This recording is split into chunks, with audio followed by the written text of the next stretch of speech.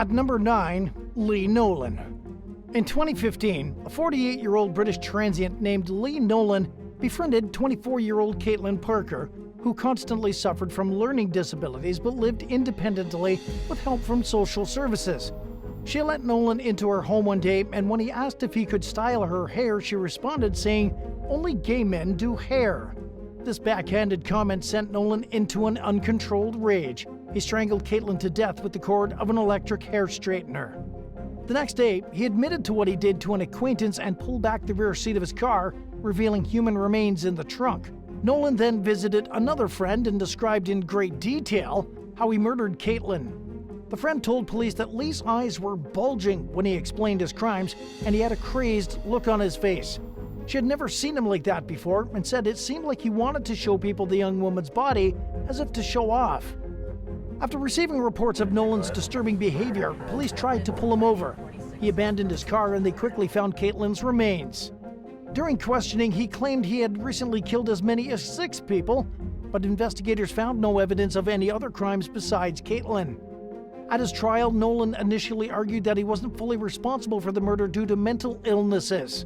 He changed his plea to guilty after 2 court-ordered mental evaluations concluded that he was completely sane when he committed the crime. Lee Nolan was sentenced to life in prison with a minimum of 18 years for killing his friend. At number 8, Jeremy Lee Pauley.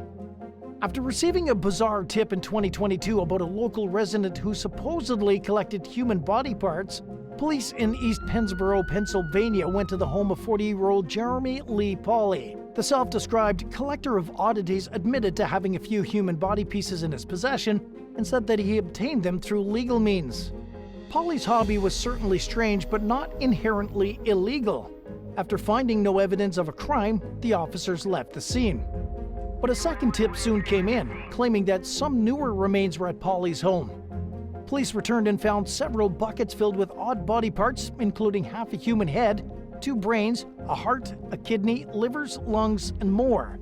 Not long after that, state and federal authorities intercepted packages that were addressed to Pauley from a woman living in Arkansas. He allegedly told detectives that he had arranged to purchase the body organs for $4,000 on Facebook Messenger, and he planned to resell them through a macabre online marketplace that he manages. The woman he received the remains from was a mortuary employee who stole body parts intended for donation and sold them illegally.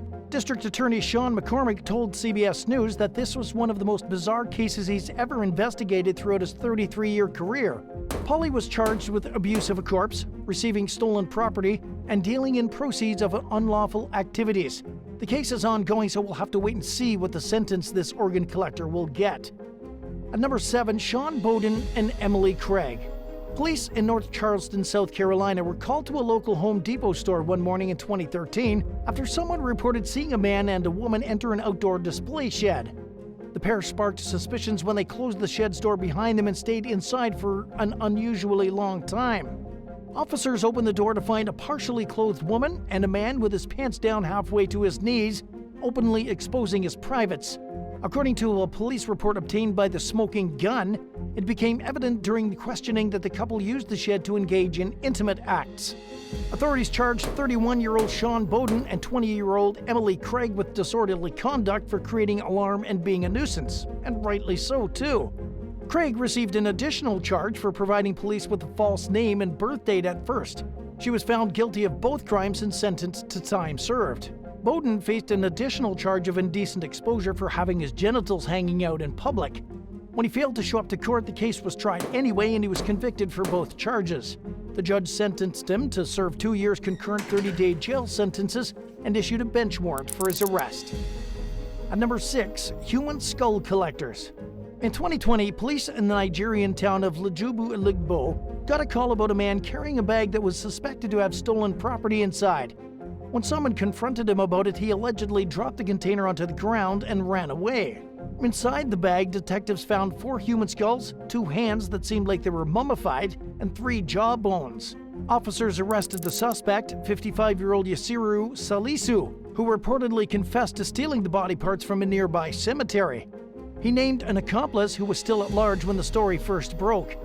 In another bizarre case from 2021, a man contacted police in Nigeria's Delta State with claims that a grave robber had dug up his deceased sister's grave and stolen her skull. An investigation led detectives to a 60-year-old native doctor named Godfrey Akpuji, who had 2 human skulls when he was arrested.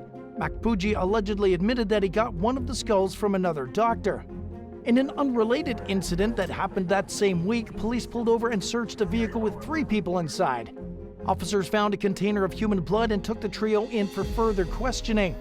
The suspects allegedly confessed to murdering several people in a neighboring state and said they were on their way to see a native doctor with plans to use the blood for ritualistic purposes. Number 5. Jamie Lee Curtis and Miguel Glorioso. While serving time at a Louisiana prison in 2018, 20-year-old Miguel Camille Glorioso entered into an inmate trustee program, which let him work outside the jail as a janitor for the Rapides Parish Courthouse. But he allegedly misused this small bit of freedom by hooking up with a woman in one of the government building stairwells. An employee heard some kind of commotion on the 5th floor and discovered Glorioso and a young woman in the middle of the act. The pair quickly fled the scene on foot but were soon apprehended and charged with obscenity. The girl, who was identified as 19-year-old Jamie Lee Curtis, was already facing a marijuana charge in an unrelated case, but she was lucky enough to have her bail amount set low and was able to bond out.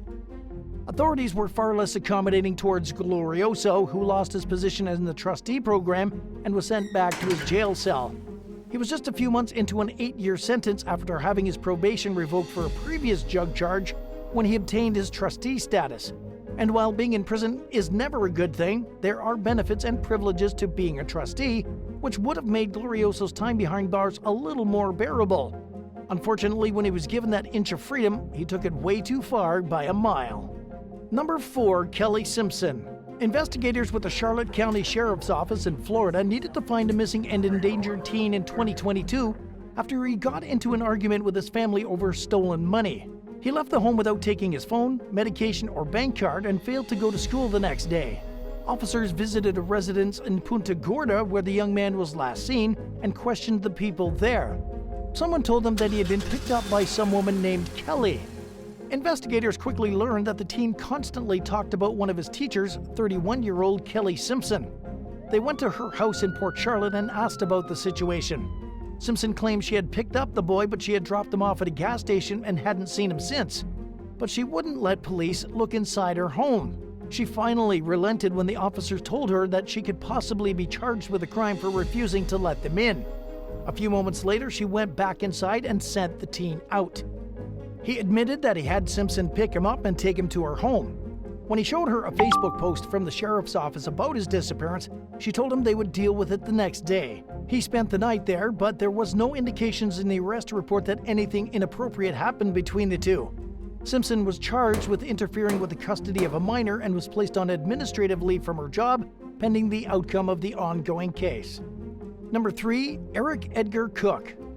From the outside looking in, Eric Edgar Cook was a normal husband and father. He married his wife Sally during the 1950s at the age of 22, and they went on to have 7 kids in their hometown of Perth, Australia. But while he seemed like a family man on the surface, Cook was driven by deeply disturbing, inhumane urges. Most of his early crimes were for non-violent offenses like trespassing and theft. His defiant activities took a dark turn, though, starting in 1959, when he broke into the home of a young woman named Penina Berkman through her bedroom window and violently stabbed her to death. Cook murdered at least 7 more people over the next 4 years while also committing multiple non-fatal violent crimes. He used several weapons, including knives, scissors, and an axe, and his motives for killing remain foggy to this day. In one instance, he knocked on a man's door and shot him dead for no obvious reason. And unlike most serial killers, he didn't target a certain type of victim either. Because the murders seemed to have very little in common, law enforcement didn't think a serial killer was on the loose. 2 men even did time behind bars for getting falsely convicted of murders Cook committed. Investigators finally latched onto a solid lead in 1963 when they found a rifle hidden in a few bushes. Ballistics tests revealed that it was the same gun used to recently murdered 18-year-old Shirley Martha McLeod. Police replaced the rifle with a similar-looking but inoperable gun and kept an eye on the bushes from a hideout they built nearby. A few weeks later, Cook showed up in the middle of the night and tried to pick the gun up from its hiding spot.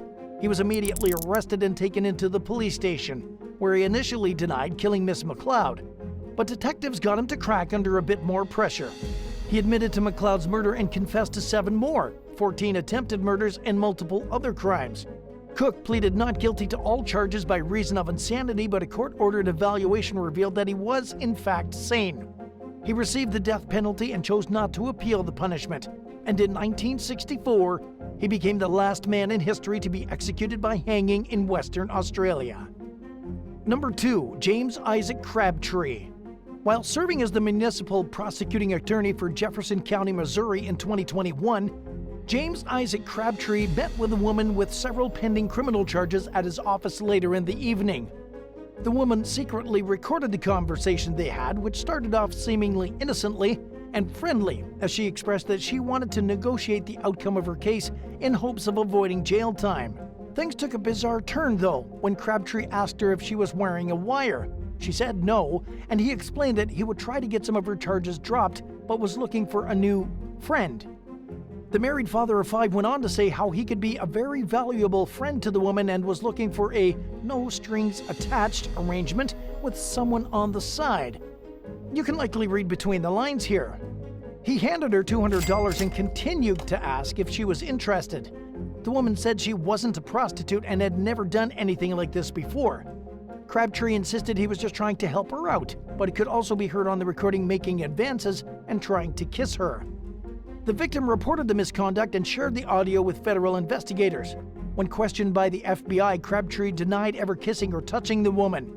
He later admitted to having inappropriate contact with her and pleaded guilty to a misdemeanor civil rights charge and a felony count for lying to feds.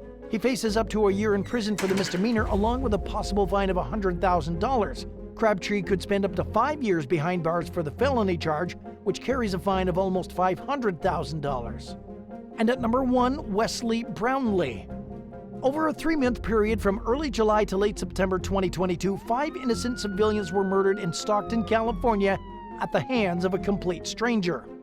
The first victim was killed in the middle of the night on July 8th when 35-year-old Paul Yaw was shot dead in a park while simply minding his own business.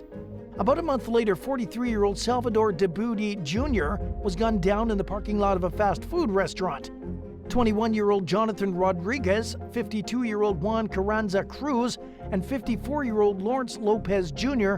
were also shot and killed. The unprovoked murders left the community stunned and terrified, especially after learning that the police believed the crimes were carried out by a serial killer.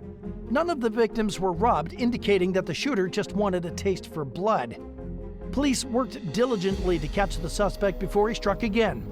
They began surveilling a 43-year-old truck driver named Wesley Brownlee after getting several tips about him.